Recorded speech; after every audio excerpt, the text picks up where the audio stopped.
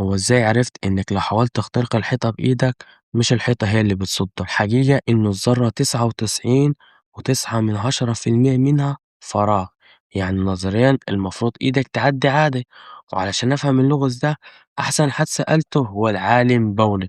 قلت له: يا كينج، ليه المادة متماسكة وليه إيدي مش بتخترق الحيطة مع إنها عبارة عن فراغ؟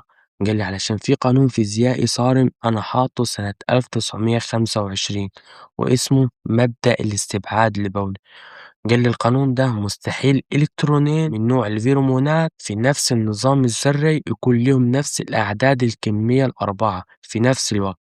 قلت له: بسطها لي يا بولي علشان الناس عايزة تفهم. قال لي: بص يا سيدي، الإلكترونات دي لها عناوين دقيقة جدا، يعني لما ذرات إيدك بتقرب من الترابيزة أو الحيطة الإلكترونات هنا بتحاول تدخل لمستويات طاقة مش بتاعتها أو مشغولة فعلا، وهنا بيحصل تنافر كوانتي مرعب وقوة كهروستاتيكية بتجبر إيدك إن هي توقف مكانها.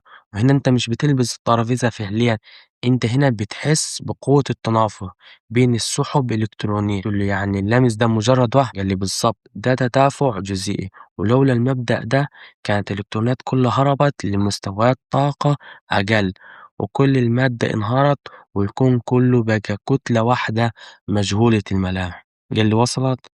قلت له: وصلت يا كان، كتر خيرك.